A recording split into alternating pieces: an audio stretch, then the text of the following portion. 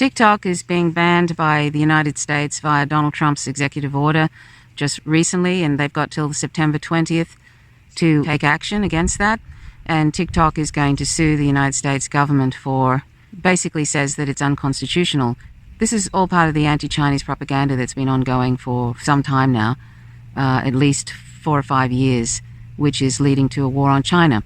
And basically the United States intends to vilify everything about China, including this TikTok app, which is, according to Microsoft, worth $60 billion with a B, dollars, and Microsoft stands to gain if it buys TikTok, if indeed TikTok is banned by the United States. So they'll actually gain an app that'll probably end up becoming a lot more valuable as time goes by, because it's already very, very valuable. So this is sort of like a kind of gangsterism, really, basically basically forcing this Chinese app into a sale on baseless foundations, really. There is nothing that they can actually prove at this point that the Chinese government is spying, the Chinese Communist Party, as they like to put it, is spying on American citizens through this app. Some breaking news for those who are carrying on about this fear about China spying on, American citizens. The NSA, the National Security Agency, has been spying on not only American citizens, but in the entire world for decades now. In fact, the NSA was involved in part of the overthrowing of my government here in 1975, the Gough Whitlam Labour government. The CIA admitted to that, and the NSA was actually involved in that. So the NSA has been involved in a lot of nefarious goings-on for some time. Of course, it's morphed into it's a huge thing now that they're bringing in every day billions of emails and correspondence and phone calls. This is proven fact by William Binney, one of the NSA whistleblowers, who is very high up in the NSA, has told us that the NSA, and along with Edward Snowden, the NSA collects billions of emails and phone calls, anything going in and out of the United States, every single day. Every single day. So I don't hear any of the mainstream media, the corporate-owned media, complaining about the NSA and what they're doing. And we don't consent to that surveillance. We also don't consent to all the social media platforms that have been repeatedly unveiled and unmasked, that they're also collecting data on us. Look at Facebook. I mean, Facebook is shameless. I mean, you probably even experienced that where you might say something near your phone or near your smart TV, you're basically sitting in a lounge room and you mention something, and it might be close to a product, or you mention that you've got sore eyes, and then the next thing, you're either immediately getting ads for eye drops, or you've mentioned that you want a particular type of pair of shoes, and the next thing you're getting specific ads for that particular shoe on all over the place, on YouTube and everything. I mean, you've probably experienced that. I have. I noticed a marked increase in that kind of... I was quite shocked about 2 years ago when I mentioned something in the pantry, and it was a specific product, so specific that when I actually got this ad not long after, I actually felt it really creeped me out, because there's no way, it was so specific what I had been speaking of in the pantry, and it literally happened about an hour later. I got an ad for this specific product, and I thought, there is no way I've never searched for that product online. The only way they could have actually known about that particular product that I wanted would be if they were literally listening through the phone. Listening through smart devices. That's the only way they could actually know that I wanted that. And that has now happened. It's so common now for me to have that going on, even though I'm actually using a Huawei phone too. But before that it was happening. I've only had this Huawei phone now for a few months, but this was happening way before that. So, if you're using any of the apps, any social media like Facebook and Google, if you're using Google, I don't use that. If you're using Twitter and on, or any sort of apps associated, these companies are continually collecting data on people. But then you have, on top of that, so businesses and corporations are collecting data, and then basically that data is being sold. And then they're advertising specifically, constantly targeting individuals. And following you around on social media, and following you around online. And all of this is going on, and meanwhile they're vilifying TikTok, like as if it's some aberration. Of course, every business is probably going to be collecting data. Of course, and it's not only just private data, but what you're putting out on the actual platform itself. You know, behind the scenes and in front. I mean, that's what Facebook does. Facebook actually, it collects information, your DMs, your direct messages to people. It collects everything that you do. And then it's actually literally got the Atlantic Council, which is a warmongering right-wing neoconservative think tank, is actually telling Facebook what it needs to censor. You've got all kinds of censorship going on. Like they complain about China censoring. There is all kinds of censorship through algorithms, through social media platforms. If they don't, they literally, it's been unveiled. This is no secret. They're actually literally censoring whatever is going against the capitalist, imperialist, white supremacist narrative. You can pretty much say that. Twitter is like an arm of the national security state, a propaganda arm. So is Facebook. Facebook is a national security state propaganda arm. And Google is actually censoring information that goes against the imperialist narratives. And corporate media are putting out rabidly anti-Chinese propaganda every single day, including, and then there's individuals that are actually putting out anti-Chinese propaganda, and they know it's false. There's one fellow on Twitter who's basically putting out all these Uyghur genocide videos and Uyghur abuse videos, and they've been debunked. One of them is a BDSM video of 2 consenting adults. This is how sad it's getting now, and it's really, really dangerous. This is a massive campaign to manufacture consent for the war on China. But the US has absolutely no moral authority whatsoever to be criticizing the Chinese government or TikTok and accusing them of collecting data or surveilling or whatever.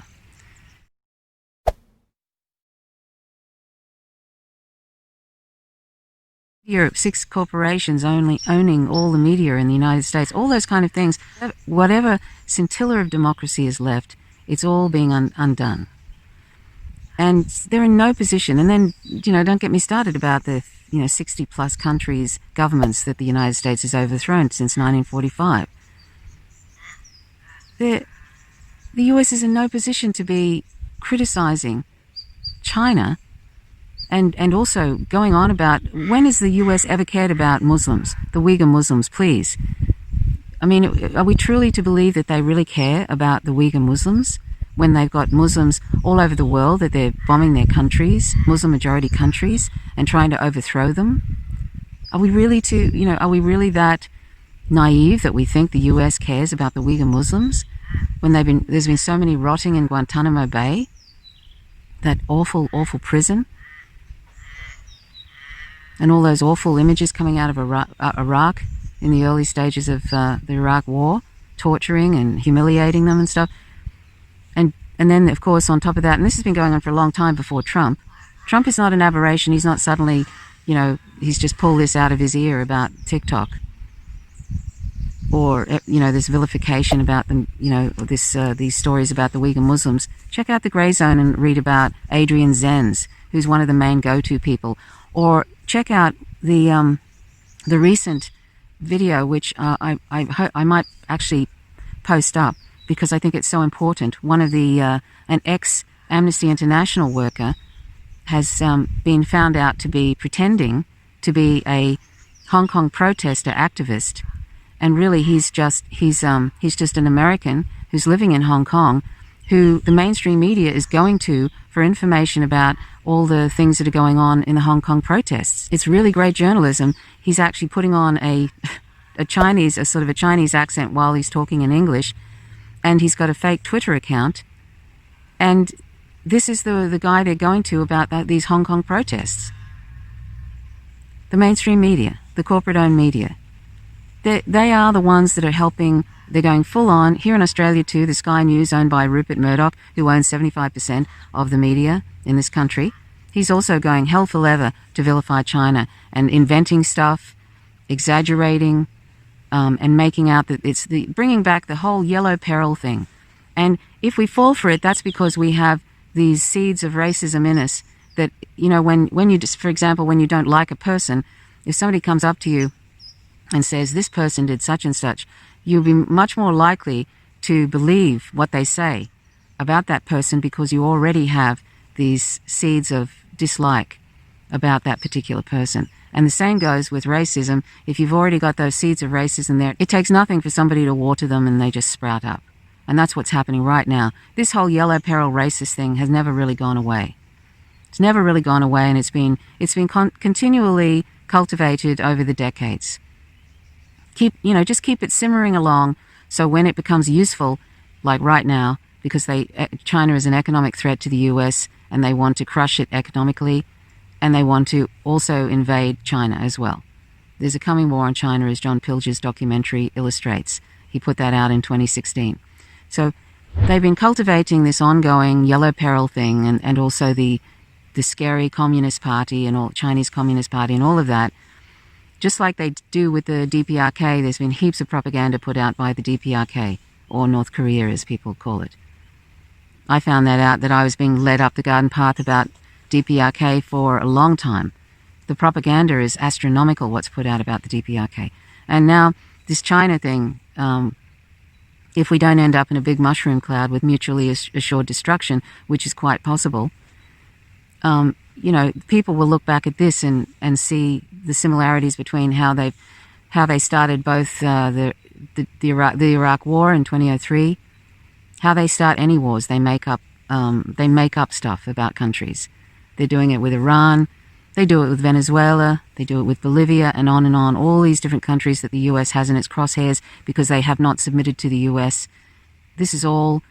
You have to manufacture the consent so the public will go along with you and be okay with the invasion or the economic destruction of those countries with sanctions, which are an act of war.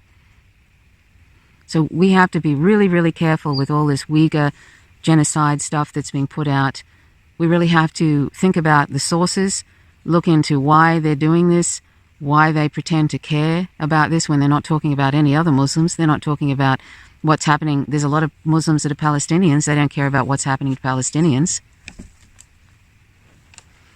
They don't care about what's happening to Palestinians. There's plenty of Muslims that are Palestinian. They don't care about that. They don't care that they're being shot in wheelchairs and killed, and medics being killed, and children being killed in peaceful protests, non-violent protests. They don't care about that. They don't care about the Muslims that they're killing in Iraq and Afghanistan. They don't care about Muslims.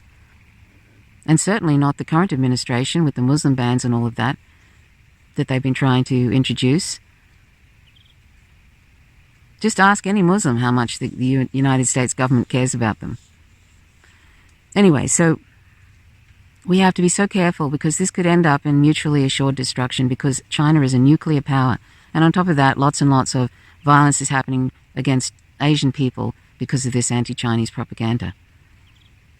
So anyway, that's all I want to say. I want to read what Yasha Levine says about TikTok and about, China trying to protect itself in some ways from these ongoing attempts by the US to basically, they want to go in there and privatize everything, take over the country, and put in whatever puppet they want, just like they do with every other country that they've overthrown their leader and installed a puppet that they can control. That's what they want to do with China. They want to do that with Russia.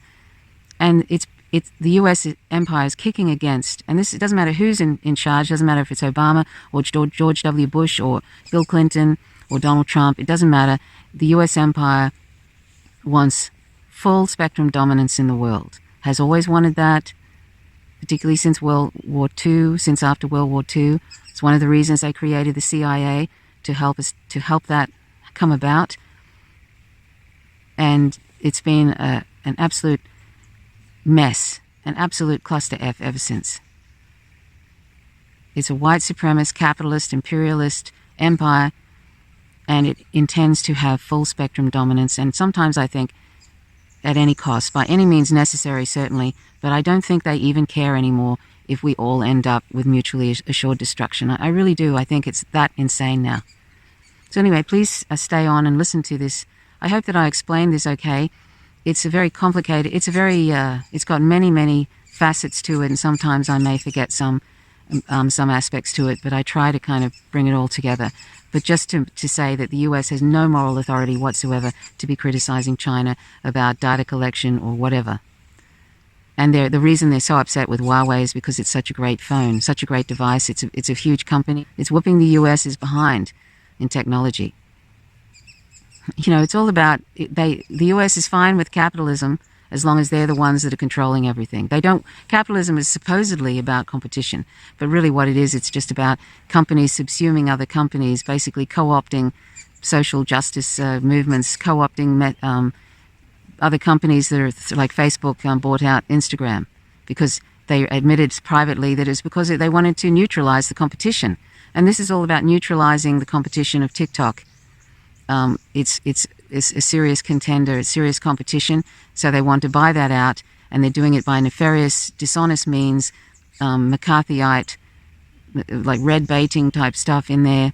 They're doing this in a as usual, in a sort of a gangster mafia type way, and this is what it's all about.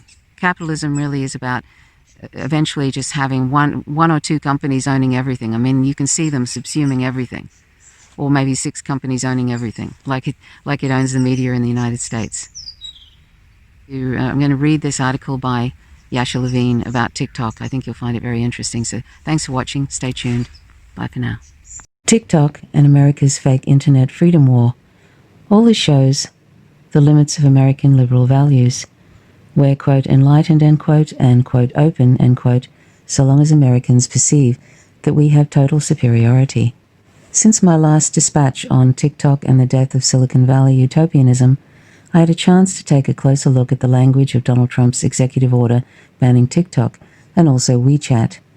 And I noticed some very familiar language that took me back to a simpler, more optimistic time for the American empire. Here are the relevant bits. TikTok automatically captures vast swathes of information from its users, including internet and other network activity information, such as location data and browsing and search histories. This data collection threatens to allow the Chinese Communist Party access to Americans' personal and proprietary information, potentially allowing China to track the locations of federal employees and contractors, build dossiers of personal information for blackmail, and conduct corporate espionage. This mobile application may also be used for disinformation campaigns that benefit the Chinese Communist Party, such as when TikTok videos spread debunked conspiracy theories about the origins of the 2019 novel coronavirus. The United States must take aggressive action against the owners of TikTok to protect our national security. I won't even comment on China's, quote, debunked conspiracies, end quote, about COVID, which Donald's people have been pushing via the internet on the American people more than anyone out there. But it's no surprise that the president sees Chinese tech as a threat to the American way of life. He's not alone either. Just about every layer of America's media and political class shares his view that China is a force of pure, undemocratic evil that needs to have its kneecaps shot out. From the respectable prog left to the radical center and the right, the push to restrict China's incursion into America's telecommunications space enjoys multi-spectrum partisan consensus. Everyone who is anyone backs Stephen Bannon's vision here, so no surprises there. What's interesting about seeing this, quote, the internet is a threat, end quote, stuff put into an official presidential executive order is that for years the Chinese government has been basically saying the exact same thing, that the internet is a dangerous weapon that can be wielded by an aggressive foreign power. But instead of being seen as a sensible, correct position, which it was, especially in the beginning, China was mocked and criticized as a weak authoritarian power that's afraid of letting its people communicate freely with the outside world. Quote, this is what Chinese communism looks like, end quote, we were told. Quote, this is how evil they are, end quote. Meanwhile, as if to prove China's point, America's launched a special initiative to make sure that China wouldn't be able to control its own domestic internet space. Under Secretary of State Hillary Clinton, this came to be known as America's war for, quote, internet freedom, end quote, a war which actually started back in the early 2000s when this privatized Pentagon tech first began to go global. I devote several parts of my book, Surveillance Valley, to tracing this early history of this conflict. Here's an excerpt. Internet freedom. The CIA had been targeting the People's Republic of China with covert broadcasting since at least 1951, when the agency launched Radio Free Asia. Over the decades, the agency shut down and relaunched Radio Free Asia under different guises and ultimately handed it off to the Broadcasting Board of Governors. When the commercial internet began to penetrate China in the early 2000s, BBG and Radio Free Asia channeled their efforts into web-based programming. But this expansion didn't go very smoothly. For years, China had been jamming Voice of America and Radio Free Asia programs by playing loud noises or looping Chinese opera music over the same frequencies with a more powerful radio signal, which bumped American broadcasts off the air. When these broadcasts switched to the internet, Chinese censors hit back, blocking access to BBG websites, as well as sporadic, cutting access to private internet services like Google. There was nothing surprising about this. Chinese officials saw the internet as just another communication medium being used by America to undermine their government. Jamming this kind of activity was standard practice in China long before the internet arrived. Expected or not, the US government did not let the matter drop. Attempts by China to control its own domestic internet space and block access to material and information were seen as belligerent acts, something like a modern trade embargo that limited US businesses and government agencies' ability to operate freely. Under President George W. Bush, American foreign policy planners formulated policies that would become known over the next decade as, quote, internet freedom, end quote. While couched in lofty language about fighting censorship, promoting democracy and safeguarding, quote, freedom of expression, end quote, these policies were rooted in big power politics, the fight to open markets to American companies and expand America's dominance in the age of the internet. Internet freedom was enthusiastically backed by American businesses, especially budding internet giants like Yahoo, Amazon, eBay, Google, and later Facebook and Twitter. They saw foreign control of the internet, first in China, but also in Iran and later Vietnam, Russia, and Myanmar, as an illegitimate check on their ability to expand into new global markets and ultimately as a threat to their businesses. Internet freedom required a new set of, quote, soft power, end quote, weapons, digital crowbars that could be used to wrench holes in a country's telecommunications infrastructure. In the early 2000s, the US government began funding projects that would allow people inside China to tunnel through their country's government's firewall. The BBG's Internet Anti-Censorship Division led the pack, sinking millions into all sorts of early, quote, censorship, circumvention, end quote, technologies. It backed SafeWeb, an internet proxy funded by the CIA's venture capital firm In-Q-Tel. It also funded several small outfits run by practitioners of Falun Gong, a controversial Chinese anti-communist cult banned in China, whose leader believes that humans are being corrupted by aliens from other dimensions and that people of mixed blood are subhumans, unfit for salvation. The Chinese government saw these anti-censorship tools as weapons in an upgraded version of an old war.